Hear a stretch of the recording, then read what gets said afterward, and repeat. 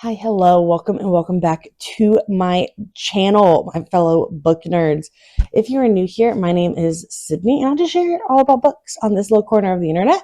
And if you are not new here, welcome back. I'm so glad you are joining me again. So today we're going to go through March. And March was a fabulous reading month. So not necessarily because of the quantity, but because of the number of 4.5 to 5 stars that I had this month. It was chef's kiss. April, you've got a lot of living up to do. So, without further ado, I will stop my yapping and we will go ahead and dive into the video. Before we do, don't forget to like this video, subscribe to the channel, hit that little notification bell so you never miss another upload from me, and let me know in the comments below how your March was. Did you find a ton of 5 stars? Was it mid? Was it like the reading slump from hell? Like, just let me know in the comments below and let's dive on in.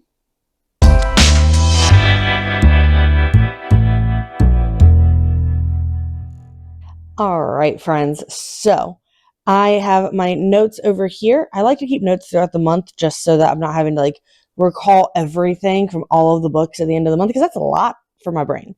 So I got my notes up on my computer and we're just going to kind of go through them.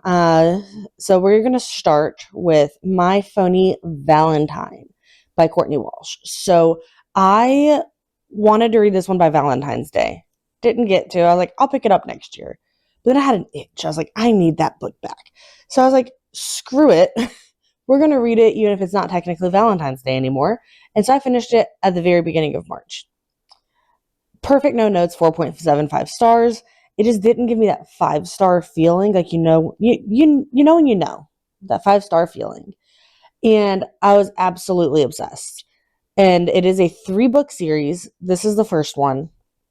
They're all holiday sets called the Holidays with the Hearts or Holiday with Heart or something like that. And Courtney Walsh, I think she might possibly be my favorite romance author ever. Because if you want to kick your feet, giggle, cry, you will love her books, especially if you want to find a book that she doesn't put any swearing, she doesn't put any spice, but it is still just as swoony. So, My Funny Valentine, 10 out of 10 recommend. Let me know your thoughts on that one in the comments below if you've read it. So, we are going to follow that one up with The Bone Shard Daughter by Andrea Stewart. So, this was my reread for the month. So, I listened to it last year and I was like, okay, yeah, it was good, it was fine. But I felt like there was a part of it that like I was missing a big chunk of it. So I was like, I'm going to physically read it this time. The way I gobbled it up like it was candy is unreal. Absolutely unreal. So I originally rated it 3.5 stars when I listened to it last year. But after reading the physical copy, I increased my rating to a 4.5. Like a whole other star got added to this book physically reading it. And I cannot wait to dive deeper into this trilogy. Hallelujah. It is a completed trilogy, I believe. And next time I go to the bookstore, I'm certainly going to pick the next one up. So then we have The Baking Games by Rachel Hannah. I ordered the special edition signed copy last year, towards the end of last year. It's probably like November. And in my head, I'm one of those when I get something in my head, that's just how it is and how it has to be. And it can drive my husband absolutely insane. But, that's just how my brain works. And so in my head, I was like, I cannot read this until beach week. So when I went to the beach, guess what I did? I read that book. I have been waiting for and anticipating this book for so long. So long. And I was accurate. I was right on spot that this would be the perfect beach read. And it was phenomenal. 4.75 stars. If you love watching game shows like Big Brother or Great British Bake Off and like that kind of thing, you will absolutely love this romance story. It was so sweet, very much rivals to lovers. Fabulous. It was absolutely fan-freaking-tastic. So, pick up the sweet romance novel. I think you can order it on Amazon And I know you can also order it directly from the author. So, pick up the baking games when you have an itch for a fun romance. Okay, we're going to have a little Debbie Downer moment real quick. We have the book that broke the world. This is the second book in a trilogy. It's called the Library Trilogy by Mark Lawrence. The first book is The Book That Wouldn't Burn. And I enjoyed that book. The plot twists at the end were twisty, and it was great. I was reading the second book. I tried listening to it. I tried physically reading it only. I tried immersive reading it. And I got probably almost a quarter of the way through. And I was absolutely bored to tears. I was like, this is just basically the first book, but redone a little bit with some different twists. And I couldn't do it. Could not do it. And I was a little nervous going into it, not gonna lie, because I did try to read some of the novellas that go with the series in between. And I was also bored to tears and DNF'd all of them. And there were 3. So, the first book was fine.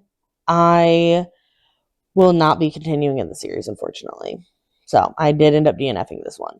I did not get far enough into it to where I felt comfortable giving it a star rating. But I was bored to tears. I was just bored to tears. And that's okay. Not every series is going to be a slam dunk in your face situation. Okay. So, but to follow up the book that broke the world, we ended up with a 5-star. So excited about this. I read My Lucky Charm by Courtney Walsh. This is the second book in the Holidays with Heart series.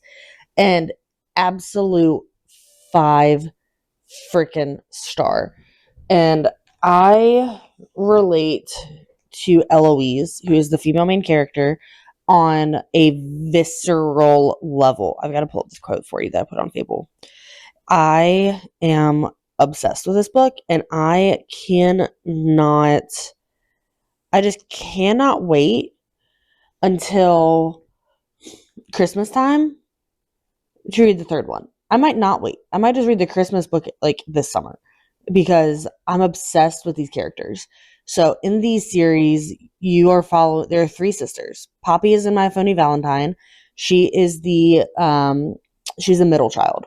And then this My Lucky Charm follows Eloise, who's the youngest. And then the Christmas one, which is the third installment, will follow Rhea, who is the oldest sister. And I cannot wait to dive into it. Like, I was laughing, I was kicking my feet, I was crying. I will forever scream the praises of this novel. So, the quote that I related to the absolute most on a visceral level was this. Rhea softens like she can see through my brave face straight to the girl hiding in the back corner, wishing someone would love her, the girl who keeps putting herself out there, keeps getting her heart broken over and over again.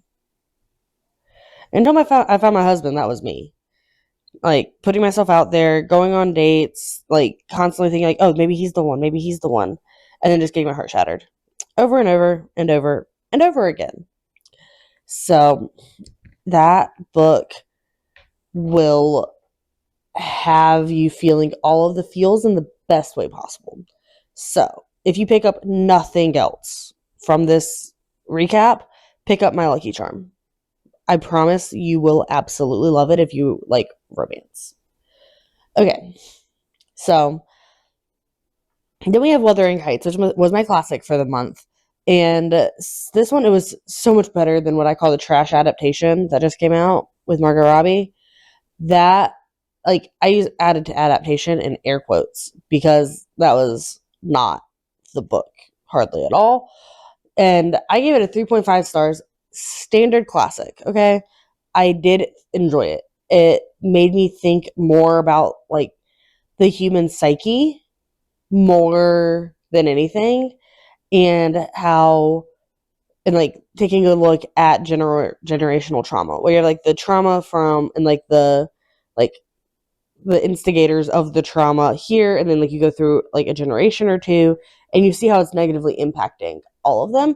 But you could also say it's a potentially an unreliable narrator because most of the story is told through the eyes of the servant.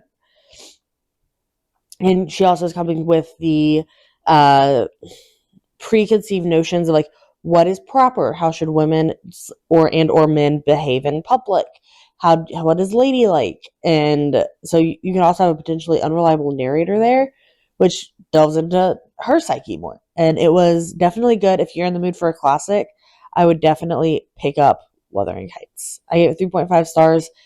It's not gonna like change my life, but I'm very glad that I actually read it even after watching the movie.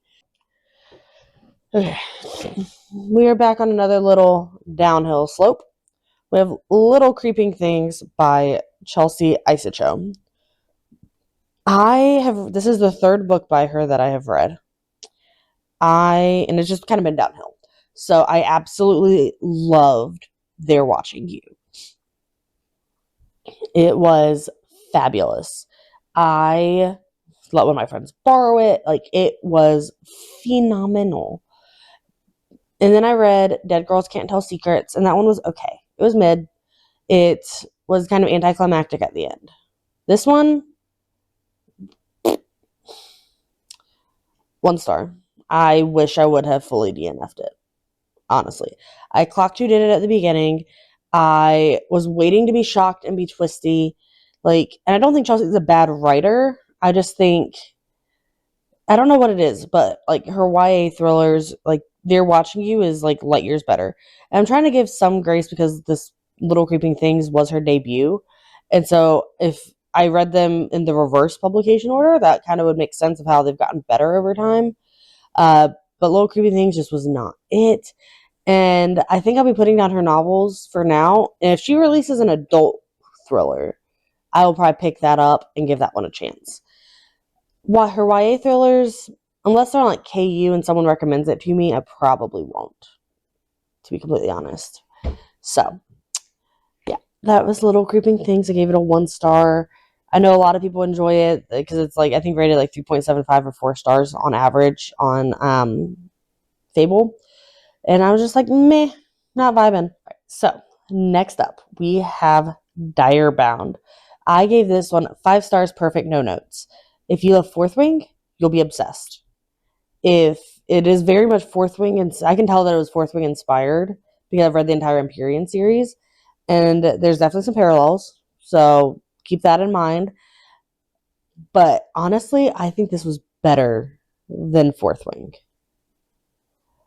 In my humble opinion, I was at the edge of my seat. I cannot wait until Furybound comes out.